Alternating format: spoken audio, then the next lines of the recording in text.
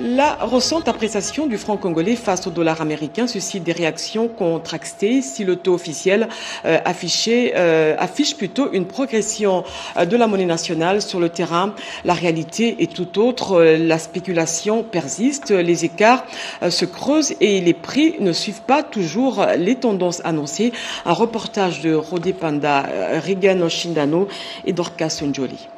Depuis quelques semaines, le taux d'échange de la devise américaine face au franc congolais a enregistré une forte baisse en faveur de la devise locale qui est passée de 2800 à 2300 francs congolais pour $1 américain. Cependant, il s'observe une spéculation sur le terrain où les taux se négocient actuellement entre 1800 et 1900 francs congolais pour $1 américain.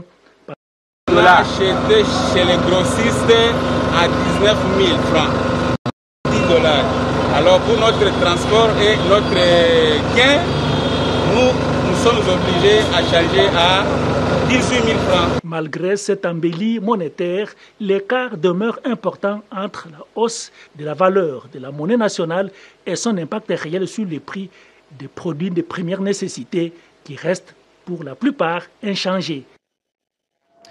Le franc congolais, la monnaie nationale, s'est apprécié. Conséquence, les prix des biens et services devraient baisser normalement. Malgré cela, certains opérateurs refusent de baisser les prix. C'est une réalité économique que le gouverneur de la Banque centrale du Congo, André Wameso, explique dans ce reportage de Dada Chabani. L'appréciation du franc congolais a l'incidence sur les paniers de la ménagère. L'embellie de cette monnaie nationale devrait en principe avoir comme effet d'entraînement la baisse des prix des biens et services. Pourtant, certains opérateurs économiques ne sont pas prêts à baisser leurs prix des biens et services. Cette résistance est un fait économique expliqué par le gouverneur de la Banque centrale du Congo, André Wameso. Le contrôle de prix sur le marché n'est pas l'apanage ou bien le rôle de la Banque centrale. Mais effectivement, à partir du moment où nous avons une économie qui importe l'essentiel des biens durables du dollar avant de pouvoir réagir. Et c'est ça qui explique parfois que les gens disent le dollar est quitti, mais nous pouvons quitter. Mais non, les petits commerçants ne sont pas fous. On appelle ça l'effet retard et on appelle ça aussi la gestion de stock.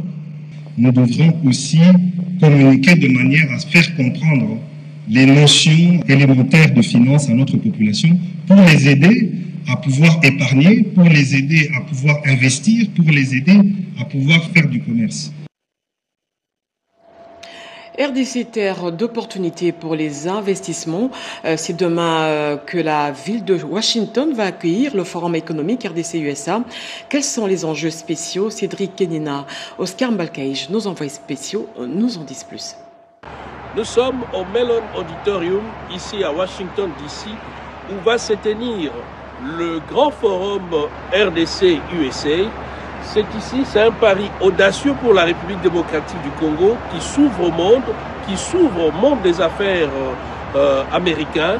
Et c'est ici le point de convergence entre les investisseurs américains, mais aussi les cadres d'accueil qui est la République démocratique du Congo.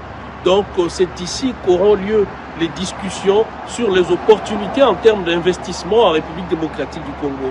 Ces forums balisent le chemin ainsi les restes du monde. C'est une plaque tournante. Nous sommes juste en face du National Museum of American History et de l'autre côté c'est les Capitole et vous avez l'obélisque de Washington et c'est pour dire l'importance, c'est le symbole même de l'importance qu'attache le gouvernement américain en ce qui concerne ces grands forums. Depuis Washington DC aux USA, Cédric Kenina, Oscar Mbalkaïj et Jires Kelani pour le compte de la radio-télévision nationale congolaise.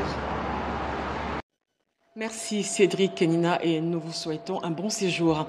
La RDC dispose désormais d'une représentation diplomatique officielle au Royaume de Thaïlande. Pour la toute première fois, un ambassadeur congolais a été accrédité dans le pays de France. Dans ce pays, François Baloumouene, c'est de lui qu'il s'agit, a présenté ses lettres de créance à Sa Majesté le roi Maha, souverain du Royaume de Thaïlande. Cette cérémonie marque une étape historique dans les relations bilatérales entre les deux pays.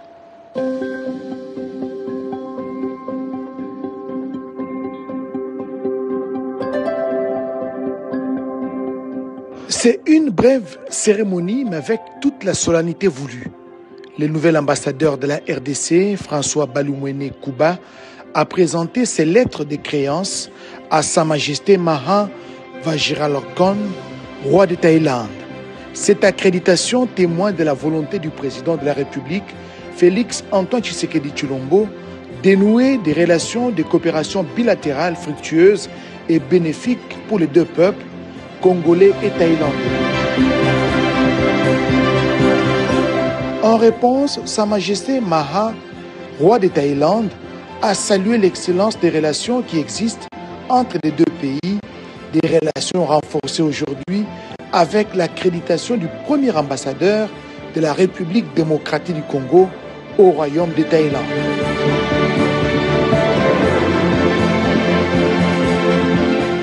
En plus de la Chine, l'ambassadeur extraordinaire et plénipotentiaire François Balumwene couvre le Vietnam, les Philippines et aujourd'hui les royaumes de Thaïlande. L'État congolais s'engage à apurer sa dette envers les pétroliers. Le comité de suivi des prix des produits pétroliers a validé plus de 15 millions de dollars américains au titre de pertes et manques à gagner pour les 2 premiers trimestres de 2025. Une étape cruciale pour stabiliser le secteur dans un contexte plutôt économique un peu tendu. Rodé Panda pour ce reportage. La signature de ces procès-verbaux des certifications, des pertes et manques à gagner en présence du secrétaire général à l'économie nationale, Célestin Tuité, marque une étape significative dans la régulation et la stabilité des prix dans le secteur pétrolier en RDC. Ces travaux qui se sont déroulés dans un climat de rigueur, de transparence et de collaboration entre le gouvernement et la profession pétrolière ont connu l'implication de toutes les sociétés pétrolières concernées, mais également la Fédération des entreprises du Congo FEC, la présidence de la République, la primature et des délégués du ministère des hydrocarbures. Le représentant de la FEC à ses assises, le président de la Commission nationale des hydrocarbures au sein du patronat congolais, a salué la sérénité et l'efficacité du processus, étant donné le montant global pour les premiers et deuxième trimestres s'élève à 15 972 221 dollars américains. Nous avons pu pour une fois certifier T1, T2. Nous sommes plutôt satisfaits et nous remercions son Excellence le vice-premier ministre de sa volonté de son action très active. Au nom des pétroliers nationaux, Joseph Makondo Maboko s'est dit satisfait du bon déroulement des travaux. Nous étions dans le comité de suivi des prix des produits pétroliers qui ont abouti au second jour à la modification des prix à la pompe et nous avons continué ces travaux par rapport à la certification des pertes et manques à gagner des sociétés pétrolières pour la période T1 et T2 2025. Tous les pétroliers sont très contents. Pour le ministère de l'économie nationale, l'objectif poursuivi après la baisse sensible de l'enveloppe due aux sociétés pétrolières est d'atteindre 0 perte et manque à gagner dans les jours à venir. Tourisme durable, moteur de diversification de l'économie, c'est le thème de la 5e édition de la Semaine congolaise du tourisme qui se tient dans la ville de Lubumbashi. Ce rendez-vous des décideurs va permettre de faire du tourisme un des leviers du développement et de la diversification de l'économie congolaise. Willy Atunakov, notre envoyé spécial dans la ville de Lubumbashi.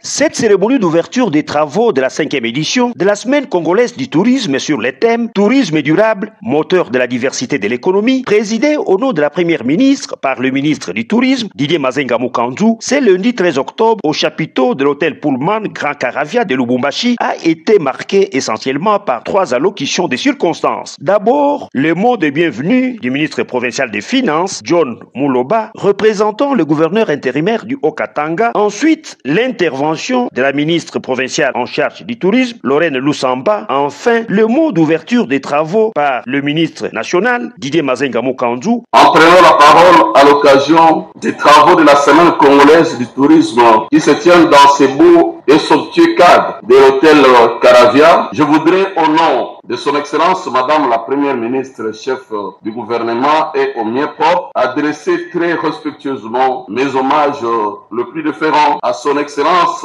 Félix Antoine Tshisekedi Tshilombo, président de la République, chef de l'État, pour sa vision éclairée, celle de faire de la République démocratique du Congo une destination touristique au monde. Permettez-moi de saluer l'engagement et la détermination du gouvernement congolais, conduit par son Excellence Madame Zumino Aturuka, Première ministre chef du gouvernement, pour son engagement sans faille d'accompagner le secteur du tourisme pour une émergence véritable et réelle. Après l'hôtel Caravia, le ministre Didier Mazenga, le membre du comité d'organisation, dont les dirigeants de l'Office national du tourisme, ONT, et les participants sont allés visiter les sites historiques Patrice Emery Lumumba à Chilantembo, une localité située à quelques 52 km de Lubumbashi, sur la route Likasi, en territoire de Kambov, où furent assassinés le 17 janvier 1961 le tout premier ministre du Congo indépendant, Patrice Emery Lumumba, et ses compagnons de lutte Joseph Okito et Maurice Mpolo, sous les explications du chef de division du tourisme du Haut-Katanga. Cette journée inaugurale s'est clôturée par la visite guidée de la prison de Simon Kimbangu, située sur l'avenue Likasi, en plein centre-ville de Lubumbashi.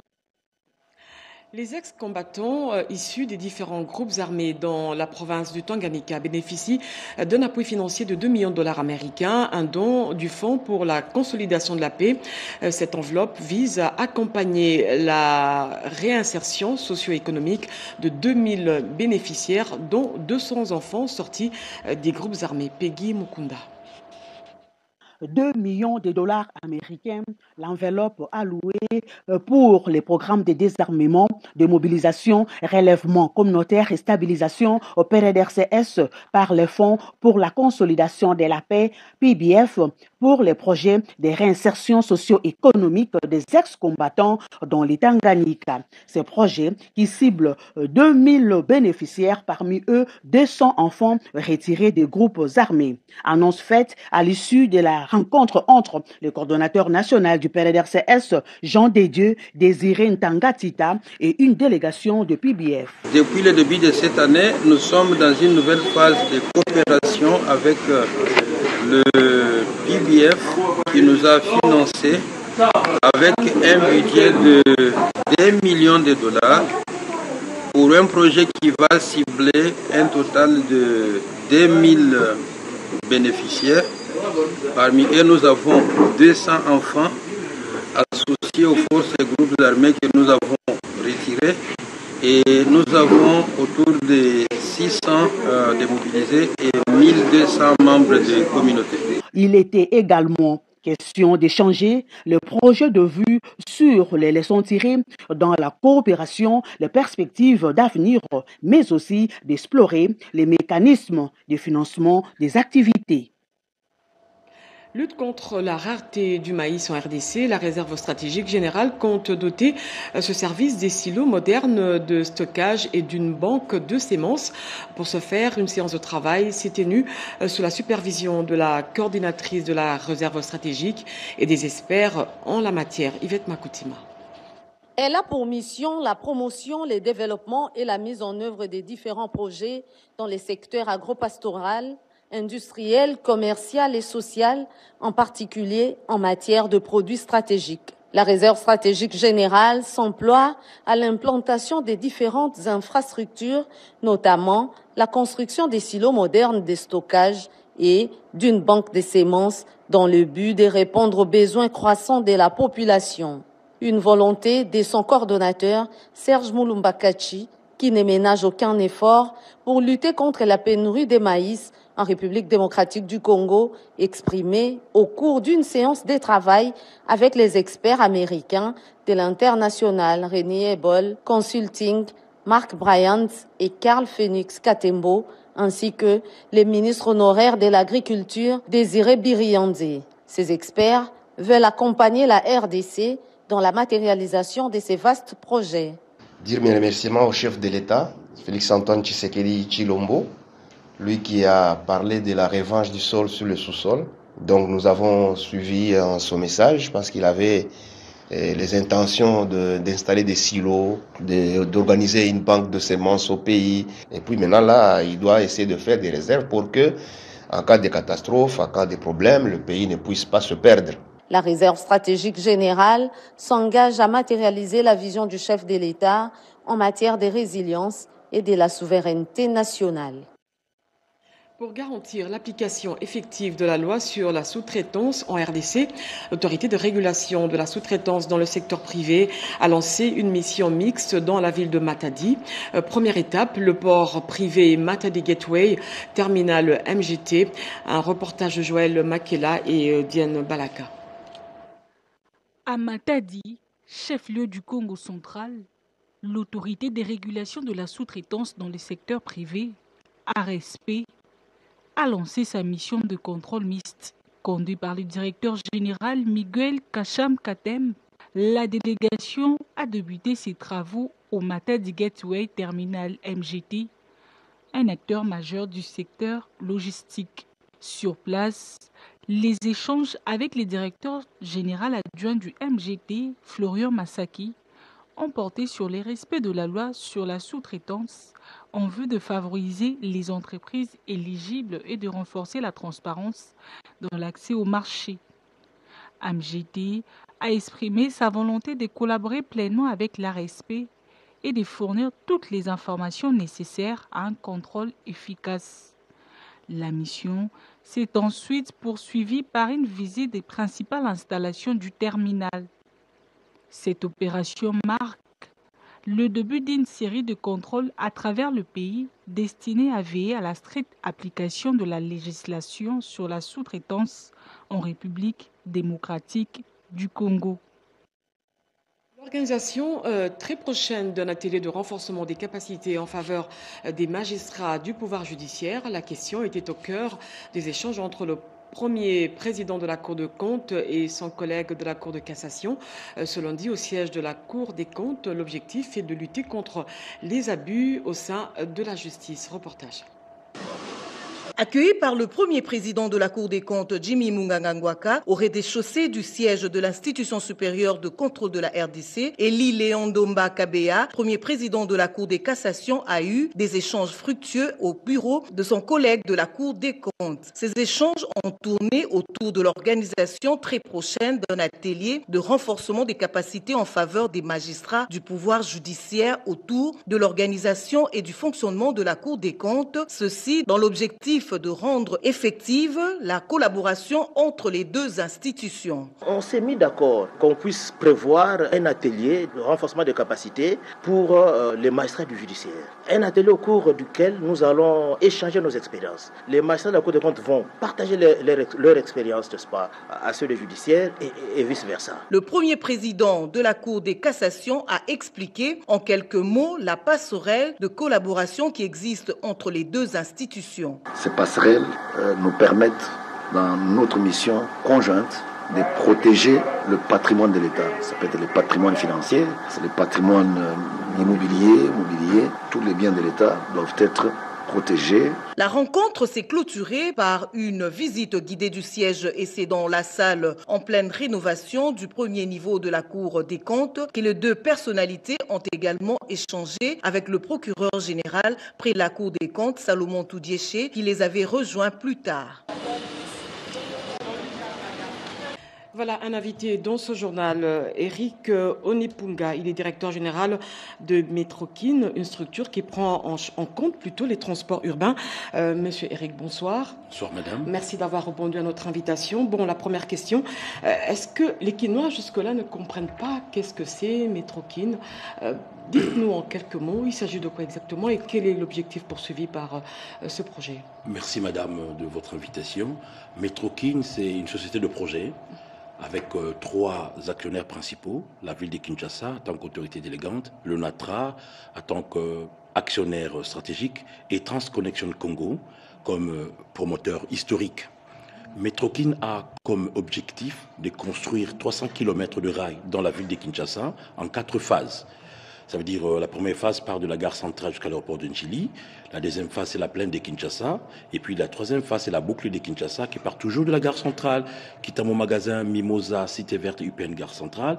Et la quatrième phase part de l'aéroport de Njili jusqu'à Maluku. Il s'agit là de la volonté, de la vision du chef de l'État, Félix Antoine Tshisekedi Tshilombo, de résoudre les problèmes épineux de la mobilité que nous connaissons dans cette ville. Ce projet, il évolue bien et il est financé comment et par qui? Les projets évoluent bien, les études sont après nous, les appels d'offres sont après nous.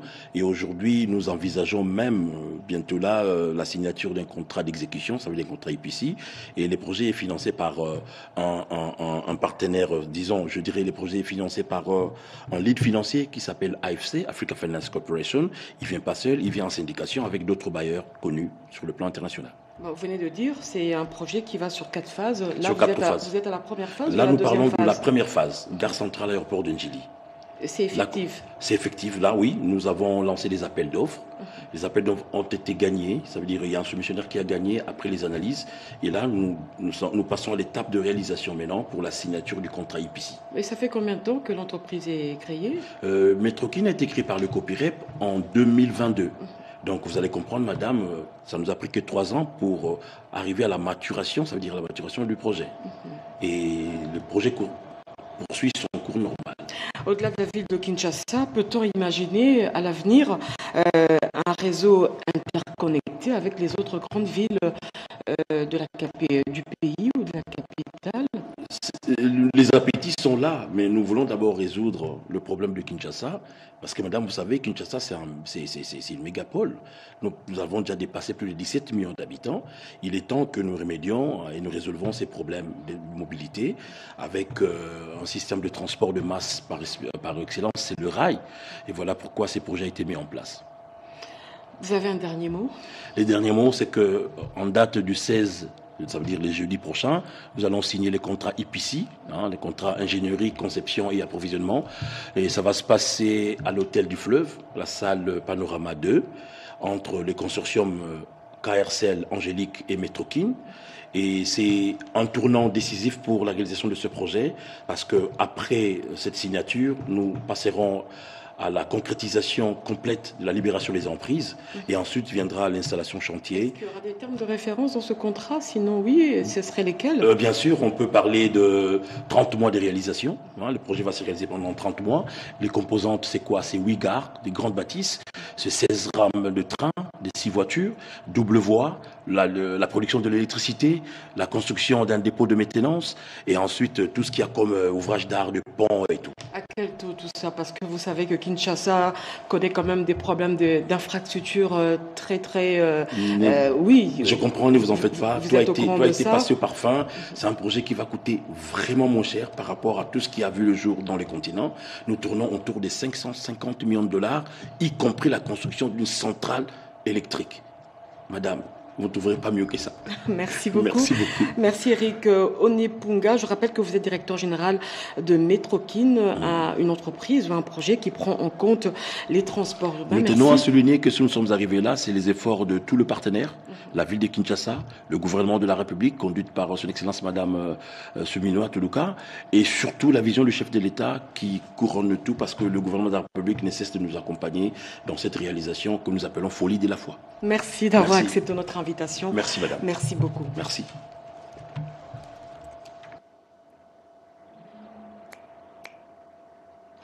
La modernisation du climat des affaires franchit une nouvelle étape dans le cadre de la campagne de vulgarisation du tableau numérique de suivi des réformes. L'objectif est de renforcer le suivi des réformes prioritaires dans le secteur agricole.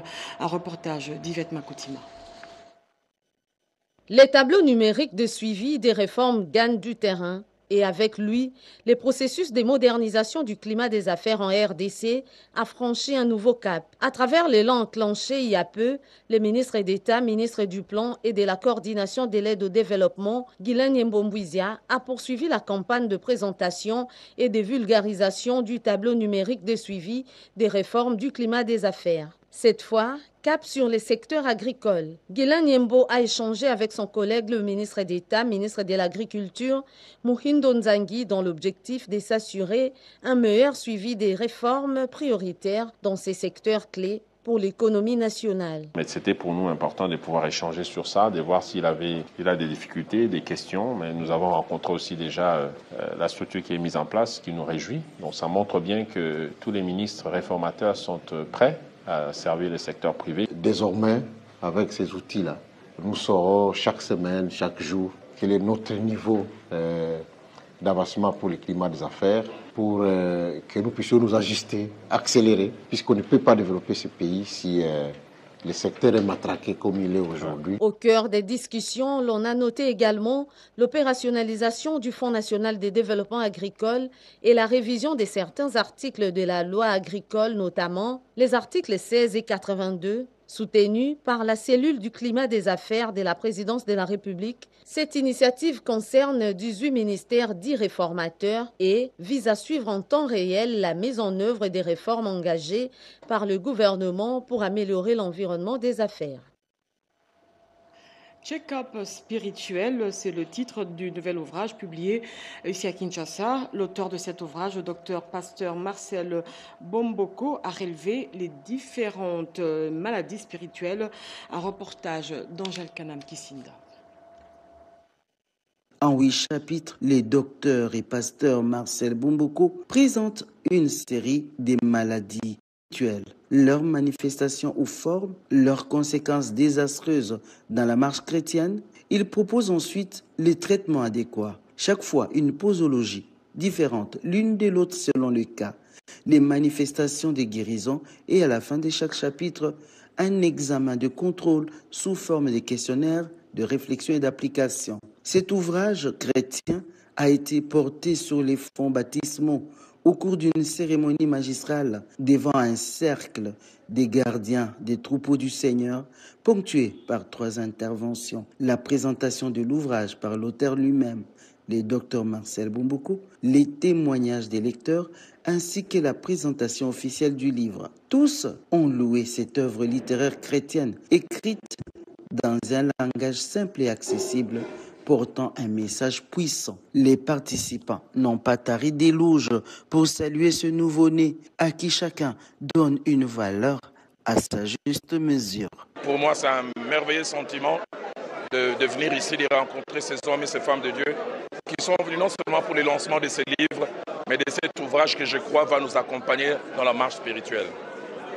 Autant nous savons faire des check-up physiques pour notre santé physique, il est capital, il est important, il est incontournable. Si on veut aller au ciel et être un bon témoin de Jésus, de faire régulièrement un check-up spirituel. Ça n'est suivi une exposition vente. À cœur joie, l'auteur s'est offert pour une séance de dédicace. Fin de ce journal rédigé par Gauthier Kiassi sous la direction et supervision de Jacques Kababois. Angèle Mabiala Landou était à la coordination. Simon Kankolongo et André Njeka l'ont réalisé pour vous. Au mixeur, Yannick Yangumba. Je vous retrouve demain à 20h avec le même plaisir. 23h, Jacques Mégy revient sur ce plateau pour vous informer.